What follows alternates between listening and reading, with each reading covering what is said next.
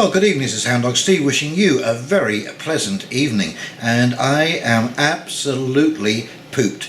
I drove down to Toronto this morning and I attended the end the lockdown rally protest in Queen's Park and took a video, so this will be a very quick introduction.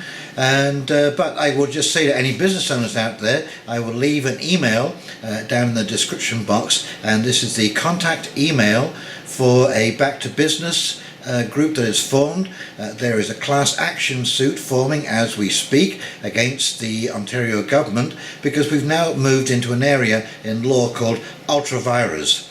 Okay, and ultra-vires means that when you make a law in bad faith. Okay, so this edict, and that's what it is, this edict that we have going on right now about the lockdown, this is not law. Okay, this is an Emergency Powers Act that gives the government special powers in an emergency, and this emergency must be clearly defined, and also the length of the emergency must be clearly defined, and it was clearly defined. It was going to be a 2-week lockdown until the hospital's prepared and we flattened the curve. And what has happened over the last 3 months is that has morphed into flattening the curve to we must protect every single Canadian from this deadly virus. And of course, as you can see, you'll see in the video and you'll see by this chart that I'm about to put up, that this is a normal flu season.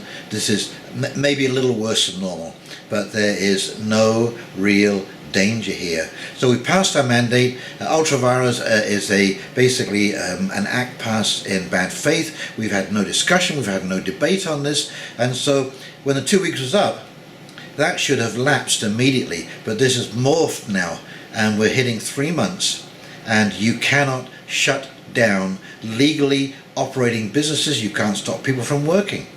You can't do it. You can't force people to have an inoculation, to be part of a medical experiment. Okay, if they don't want to be part of that experiment, the Nuremberg trials after the Second World War were very clear. No government may perform medical experiments on its population. So there you go. So as I say, there is a class action suit forming. We are getting together. There will be lawsuits over this, and we are going after the government. We will name everybody that aided and abetted this nonsense. Okay, so basically what I'm doing is seriously urging all small businesses, because you'll notice that all of the big corporations are still operating. You know, the Home Depots, the Canadian Tires, the Best Buys, so on and so forth, the supermarkets, Walmart. Walmart is opening, selling all kinds of trinkets just because they sell food. I can get onto a plane right now, I can fly to Vancouver and I can get a haircut in Vancouver, and I can't get one in Ontario. This is absolute nonsense, okay, and it has to stop, and it will stop. It will stop, because it's going to end up with civil disobedience, where people are in a position where it's like, well, either I lose my house or I break the rules and go back to work regardless, and take what comes because I'm done for. That's the position people are being put in. We're now getting on for 3 months without work. People cannot take this kind of situation much longer, and it is going to spill out on the streets. And trust me, I've been to countries where I've seen rioting on the streets. You do not want to see this. I don't care what your position is on this, you do not want to see people pouring on the streets and it getting ugly. And if people cannot eat, if people cannot afford to pay their rent, keep a roof over their head, you tell me, what good is that doing? What purpose is that serving? And Doug Ford, you said you were for the little guy. You and your brother, that was always the big point that you made. Ford Nation. Sir, you are a letdown. You have not stood up for the little guy whatsoever. You stood there and read from a piece of paper day after day the crap that the medical officer of health has handed you to read. You haven't used your brains or your nuts once. So for God's sake, man, speak up for the little guy. One of the things I did want to cover quickly was that this basically is probably the largest gaslighting operation that has ever taken place on this planet, trying to gaslight an entire population into believing things that strictly aren't true and can be shown by the data to be absolutely untrue. Now, one of the problems, as in the movie Gaslight, which I can highly recommend, it's a little old, but you know, it's still a very good thriller. And of course the husband tries to drive his wife crazy, or get her to believe that she's crazy, by moving things around the house and misleading her until she thinks she's losing her mind. And that is the problem with gaslighting, my friends, is that you end up feeling that you're losing your mind. And so when you see a chart like this, and the thing that I like about this chart is that there is decades of data from the same institution that collects this information, and so we have a baseline. Okay, now how they collect their data really isn't important, because they do it the same way every year. There's a consistency, and so you can see year after year the same trajectory. Things start around about December, and they peak in sort of end of January through February, and as the sunlight comes out, as we get more UV and vitamin D, you know, because UV kills viruses, things go down, dip off, and then we ride along, virtually no problem at all. You very rarely see pneumonias in the summertime and colds and flu, but once we start hitting November again and those cold, damp days come along, yep, we'll be hitting the flu cycle. And as I say, look at this chart. Now, when you look at this and then you listen to the propaganda on CNN, and I'm asking you to stop watching CNN. Don't watch it anymore. It's rubbish. It's garbage. It's horrible. Go and do your own research. Their research it leaves so much to be desired. It's unbelievable. Okay, so this is a true chart with years of data.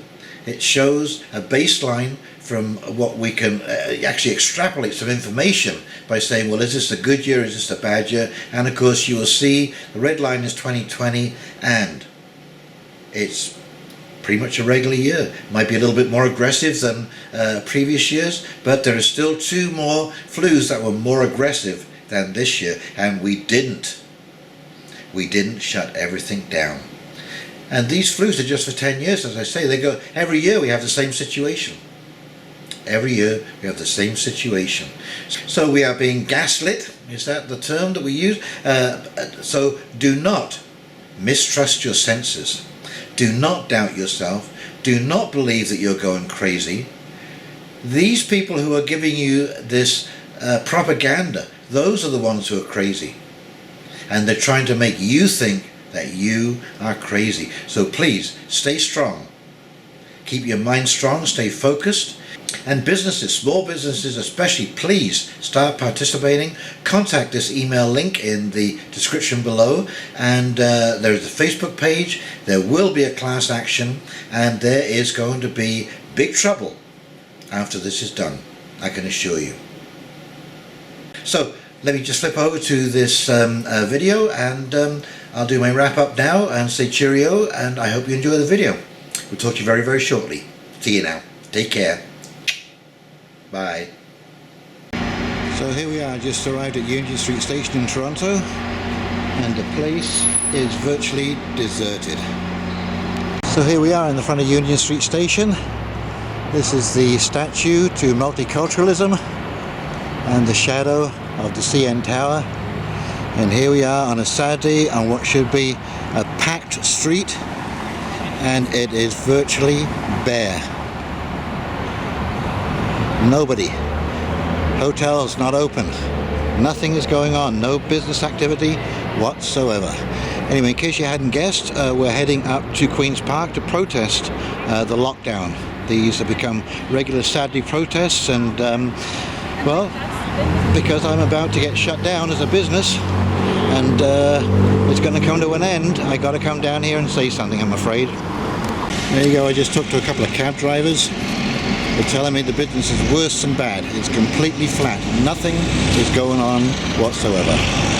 So I'm standing in the middle of University Avenue in downtown Toronto. No lights, no nothing, nobody. This is the real tragedy unfolding in this city right now, in this province, in this country. Unbelievable. Okay, so here we are in the heart of it all. Down at Queen's Park, there is a substantial crowd here. And of course, we can't get out with the jackbooted presents, but it's good to see a good crowd. This is probably the biggest sign and the most viewed sign here, and the honking cars going past are unbelievable. And this crowd is just going to grow, folks. It's just going to grow as people get sick and tired of the nonsense. So you can see this crowd is growing. There is an awful lot of people here. They're all calm, peaceable, hard-working, just regular folk coming down. You can hear the cars honking in support. Personally, I have many friends who could have come down here, but they're frightened. They're frightened of the police presence. They're frightened that something could happen. And boy, oh boy. But as you can see, everyone is peaceable. There is no bad actors here. All they want to do is go back to work and put their lives back to normal. And I will be posting a chart. Again, this is my go-to chart because it just shows you exactly where we are. And this is a normal flu season. This is nothing extraordinary about this. So I hope, Doug Ford, that you are listening and that you are paying attention, because I don't think any of these people or any of the people who have been damaged by your actions are going to forget what has happened here in Ontario. The destruction of your economy based on false statistics.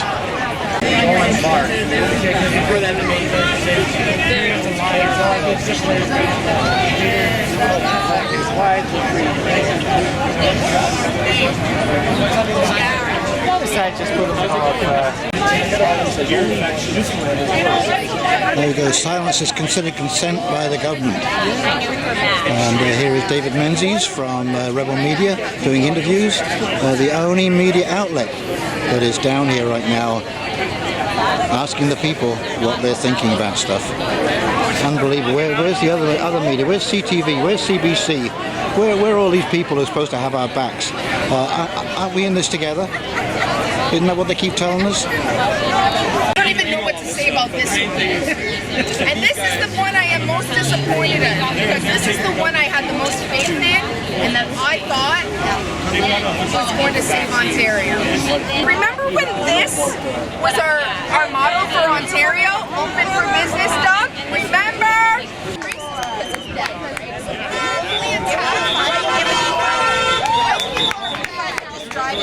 You can see the support that people are getting from passers-by, cars going by. I'm sure there will be many, many more people who want to be here.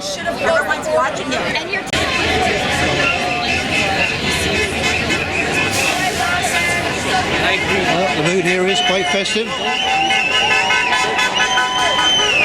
Unbelievable support.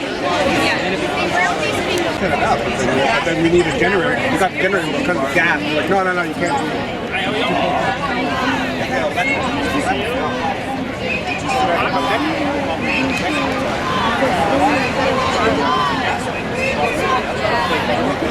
And there you go. The Canadian Charter of Rights and Freedoms guarantees the rights and freedoms set out in it, subject only to such reasonable limits prescribed by law, and can be demonstrably justified in a free and democratic society. That's the first part of your charter. Everyone should read your charter. But it's great to see the turnout. It's great to see people in Canada speaking up for themselves and making a point to stand up for their rights. It's something that we, I think, in Canada have taken for granted for an awful long time. And I hope that this is going to be the beginning of the change of that attitude, that we realize that we are the ones who are in charge. We are the ones who make the decisions, and the decisions made are for us, by us. The reason I joined that group was for 25 years I've known what's going on, and I've been working towards this stuff, so that I love guys like this that's holding this paper for me right now. Because we're all doing what we can in this world the way we know, all with our golden handcuffs. Families, jobs, home, debts, education, all of it is meant to be here today, so I thank you for being here. We are organizing ourselves diligently to have unified messages for class action soon.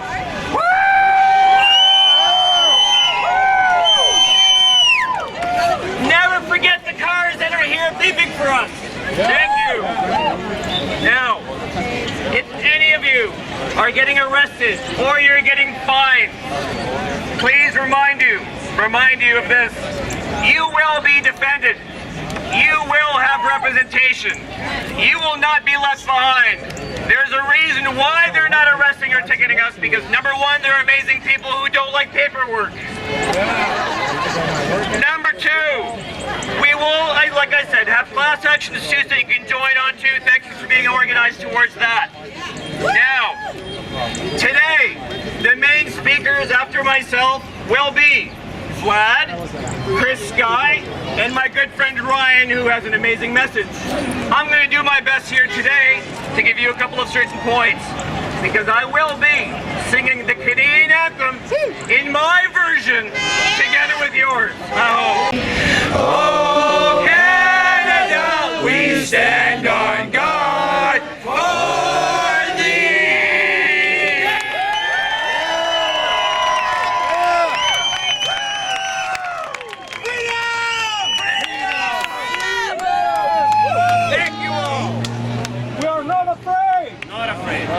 It's not a typical protest like the media brands it as a protest, where there's angry people, no borders, no walls, no Canada at all, no men, no women, hate the way you've been living. No, this is the great Canadian house party!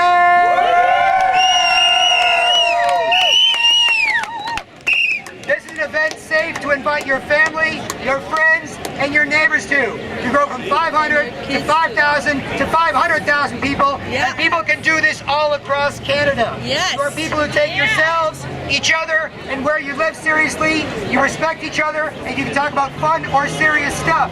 You can bring your kids, you can have a great time, and we can do this all across Canada.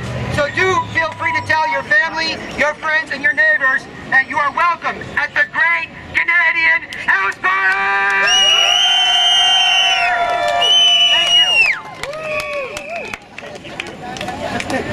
All right, so we'll have a little better sound system for the next time, but we're gonna get the ball rolling because everyone's excited, everybody's fired up, right? Yeah.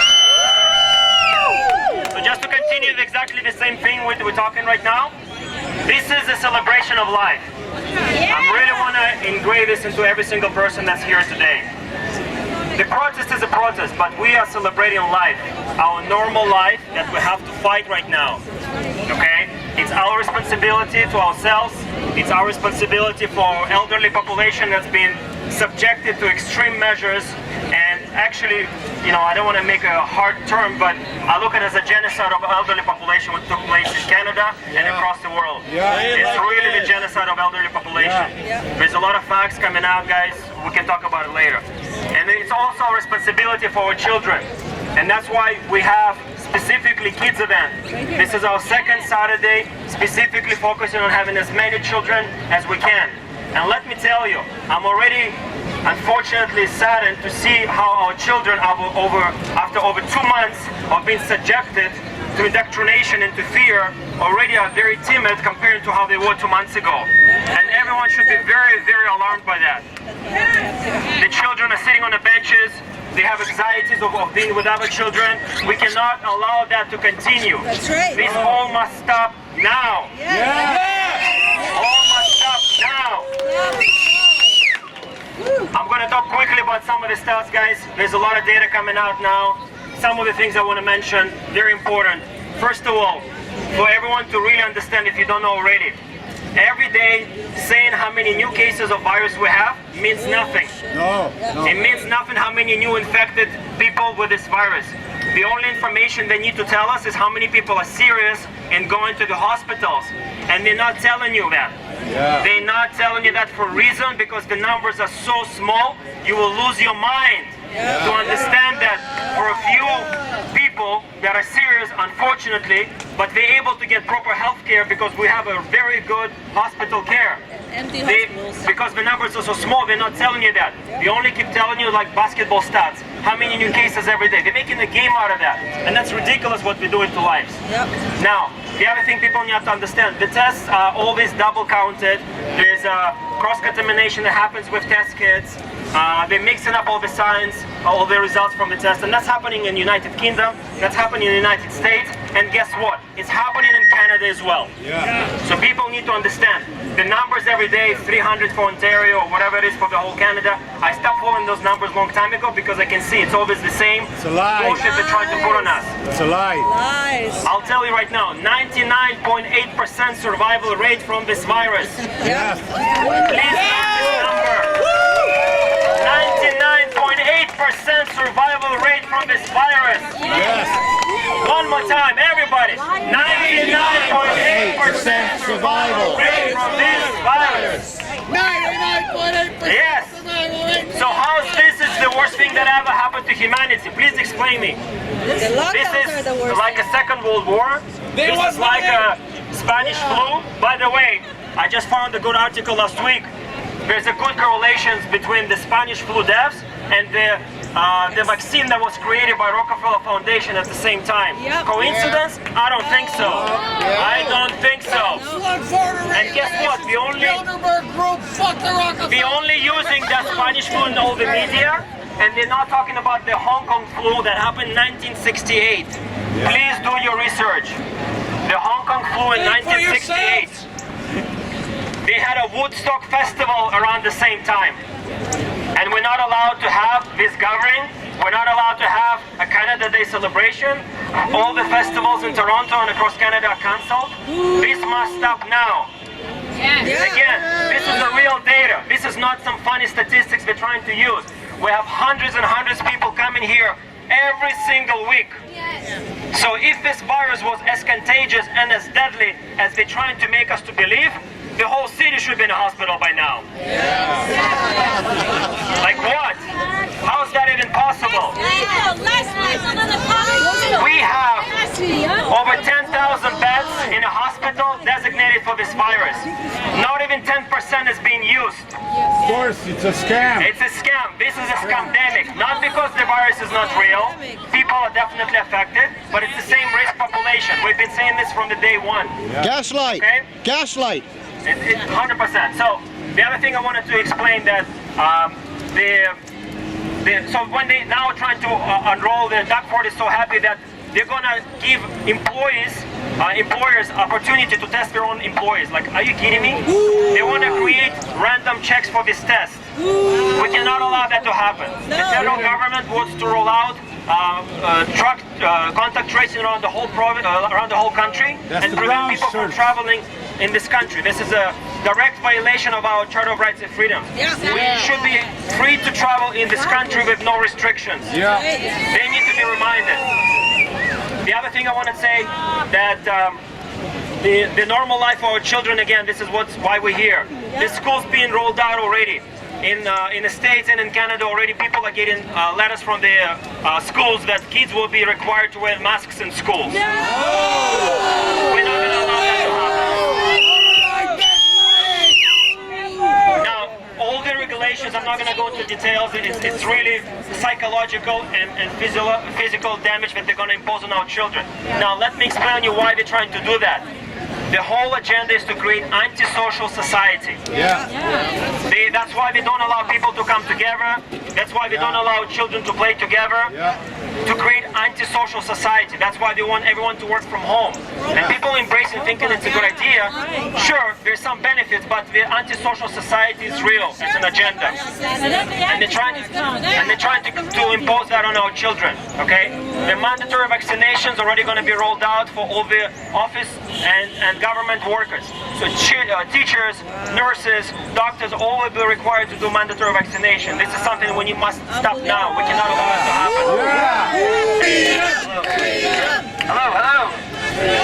Ladies and gentlemen, before I start, I just just want to give a shout out to all you crazy daredevils. According to government propaganda, most of us should be in the hospital or dead by now. But here you are. A lot of people did not want me talking to you guys ever again. Let me stress this. A lot of people did not want me here. I found government people at my house at 11 o'clock at night. I've been getting threatening phone calls saying they're going to put me in the Toronto Star, the National Post, expose my crazy agenda to open the economy. Absolutely ridiculous. Thankfully, I don't really respond well to intimidation, so here I am.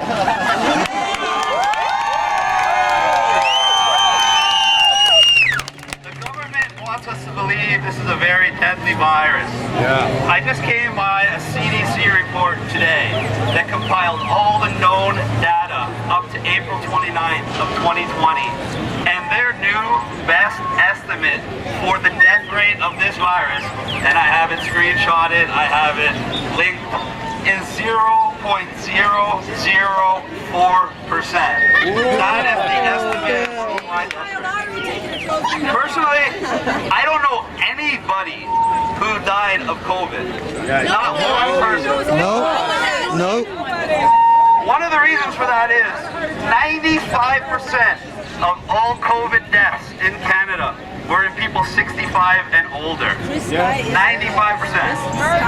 Then, I don't know if any of you got caught up on the school propaganda that Vlad talked about, but they're trying to enroll that nationwide, telling you your children won't be safe unless they social distance, unless they don't have proper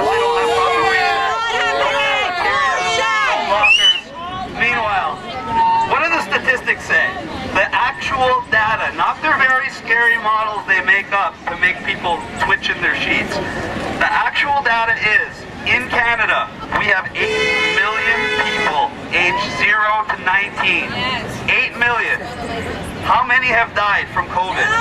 Absolutely none! But we're supposed to believe that we need to subject our children to vast psychological trauma and social conditioning to keep them safe from something that hasn't killed any of them. Let me say that again. COVID-19 is literally considered non-lethal to children and young adults in Canada. That's not speculation. If something hasn't killed anybody, they can't call it lethal because it has to kill you to be lethal. Here we are, Union Street Station. One insult piled on top of another. No seating, electronic tickets, and no washrooms. Unbelievable. At the base of the mighty CN Tower, jeez, would you look at the height of that thing. Downtown Toronto, catching the GO train to Oshawa, and that is the end of the protest day in Toronto. But I should be down here next Saturday. Numbers are growing. It's Hound Dog Steve signing off, wishing you a very pleasant evening. You take care now. Bye.